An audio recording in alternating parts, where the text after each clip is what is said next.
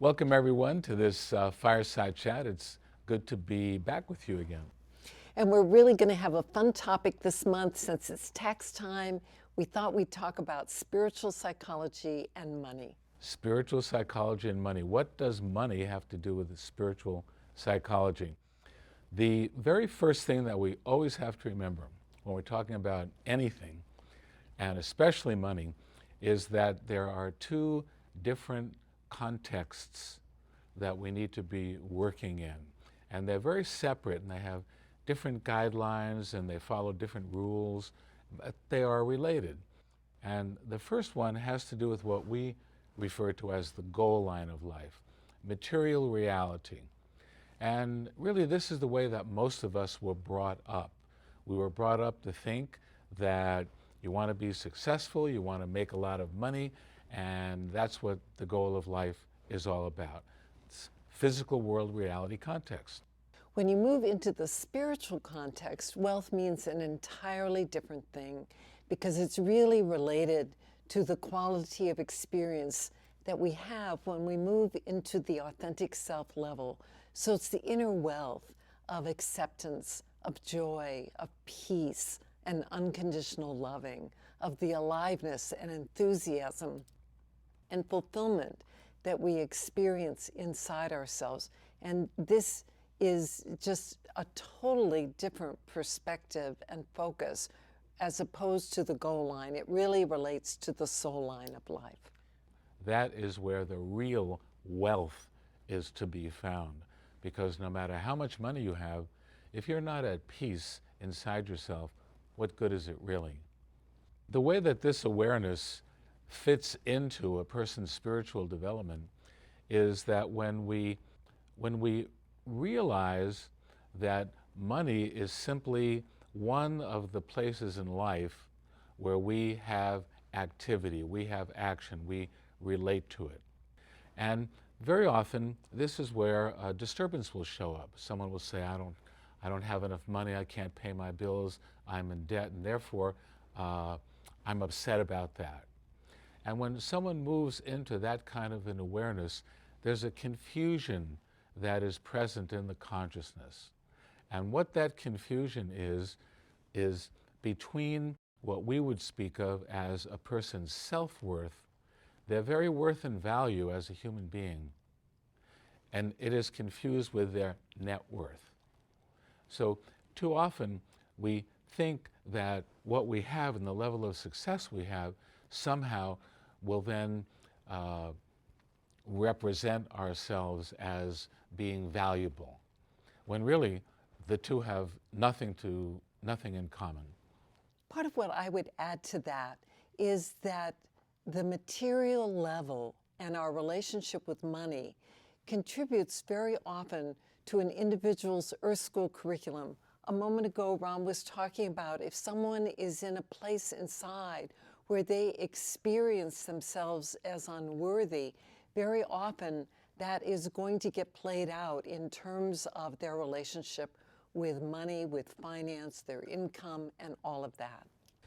So very often people will ask the question, well, how do I work with this situation to resolve it? And the first thing that is just so important is to realize that real wealth doesn't necessarily mean financial wealth. Let's take an example of Mother Teresa. You know, unless you think that Mother Teresa was an underachiever, you have to realize you're looking at someone who, although she lived and worked among the poorest of the poor, was probably one of the wealthiest people in terms of her spiritual evolution that we have as an example of. I mean, it's very clear that the two things are not related in that way. And once you understand that, what you realize is that there are two sets of skills that are required if you want to be successful in each area. There are skills where you learn how to manage the money that you have and how to earn more, if that's what you want. And then there are skills for spiritual development. And it's two separate skills that's so important to understand. I'd like to share an example. A few weeks ago, I heard from a man who graduated last August When he had come into the program, he had been very, very successful in his business, which was a home loan business, a mortgage broker. And he had made a lot of money.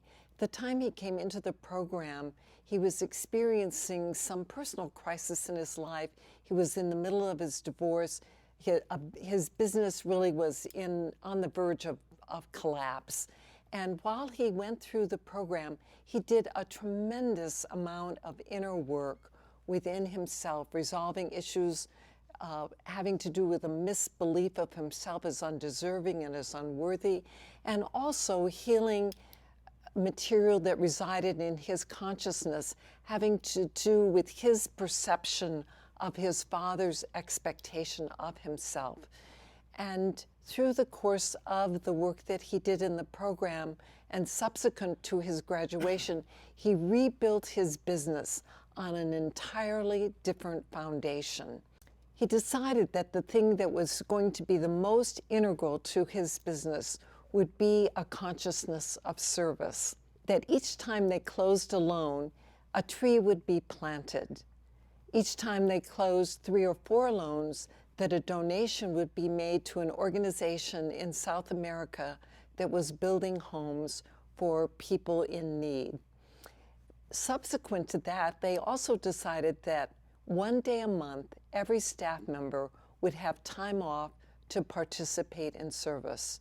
And he told me that as a result of all of these changes that he had made, the inner work that he had done and the outer changes he had made in the structure of his business, that he had had his best year financially in his business ever. So once someone truly realizes that who they are, their worth and value, has nothing whatsoever to do with their financial situation, for many people that is very, very freeing. They just can take a deep breath and they can relax. And at that point, it does take work, it does turn learning skills of managing money and creation. It's no different from learning anything else. The point is that you do it from a place of peace rather than from a place of disturbance.